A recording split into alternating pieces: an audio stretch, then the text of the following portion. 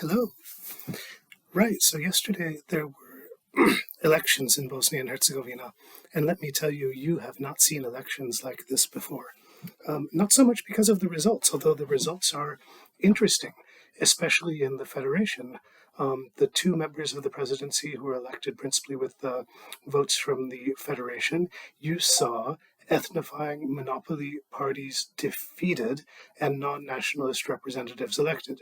This was not the case with Republika Srpska, and we still don't know what the result is with the presidency of Republika Srpska, but expect something different there. Republika Srpska is a bit of a story by itself, and it's going to take more than the democratic engagement of citizens to make a change there, because of the depth of social control and propaganda. But the result of the election is not so much the interesting part as the way to which these results received a response from the High Representative. The High Representative is an official appointed by the international community who has oversight power, the ability to suspend laws, to dismiss officials, to decree laws in Bosnia and Herzegovina in preference of the power of local elected officials. And the High Representative, Christian Schmidt, coming from Germany, he tried this once before, changing the election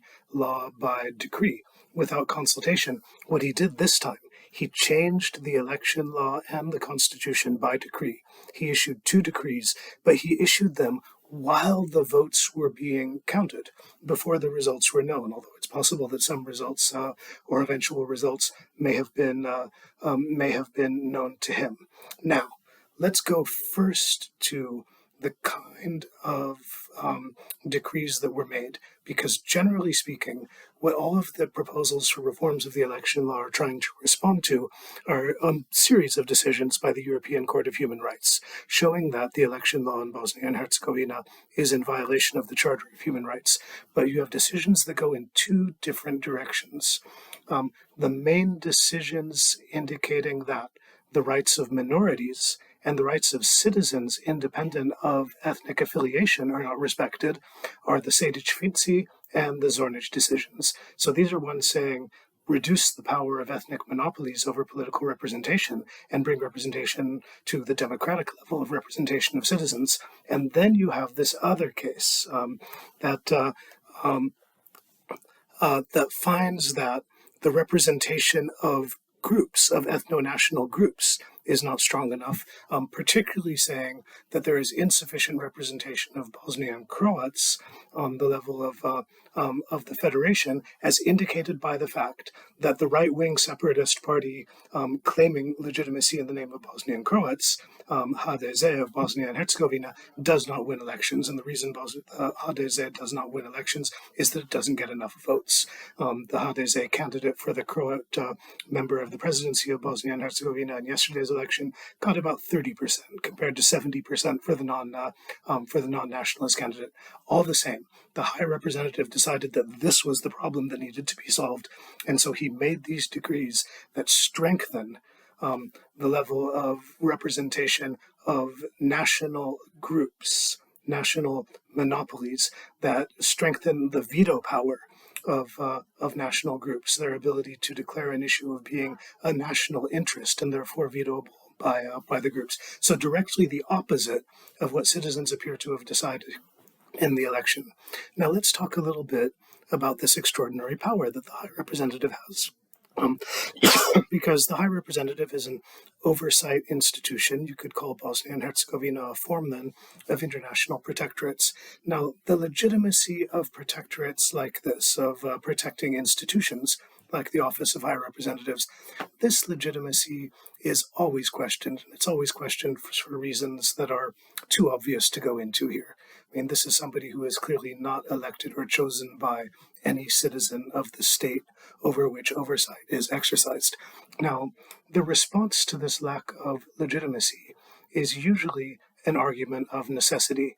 That is, yes, we acknowledge the problem of legitimacy, but we say we have to have this high representative because they're going to build institutions to the point that democratic representation becomes possible, or because if the high representative is not there, then there will be some kind of terrible outcome that is avoided by the imposition of oversight. And to be honest, this argument of necessity is very often generally accepted. They say, okay, we have to put up with this, but we expect a result, and we expect that at some point there's going to be a sunset to the international oversight. Well, we're not seeing that, and I would say too that we might consider some of the conditions under which consent is given to this oversight. I think one of these conditions is a general understanding that decisions that are made by decree, that is, through oversight over elected officials, are going to be decisions that are generally in the interest of citizens and in the interest of promoting democracy. A second condition for the exercise of this kind of oversight is that it operates as the end result of a process of consultation. When there is a general sense that some kind of change is needed, the parties are unable to reach agreement, then the High Representative steps in and says, I will impose an agreement as a way out of the dilemma. In this case, neither of those conditions was fulfilled. First, these changes being made in the electoral law are changes that may have been advocated by one of the parties, but are not a process of consultation between the High Representatives and the other parties, and certainly not with the engagement of the public. In fact, not only were they made without consultation, they were made without announcement. They were imposed by surprise. Second, I think to this question of public interest, I mean, the way that you can see that public interest was not taken into consideration is, first of all, by the timing of the announcement. Is while votes were being counted and before the result was made public, with the effect of undermining the power of any government that is elected. And second, it operates directly counter to the will of the public that was expressed in most of the election results, which is to strengthen direct democratic representation of individuals through institutions, and to weaken the control of claims to ethnic monopolies over this representation. So the High Representative has, I think, overstepped the conditions under which the power receives some kind of consent, both domestically and internationally. I think that after this decision is made, it's going to be very hard to sustain both the decision itself and the continued role of the High Representative in claiming to exercise oversight in Bosnia and Herzegovina. It's a bad decision for democracy.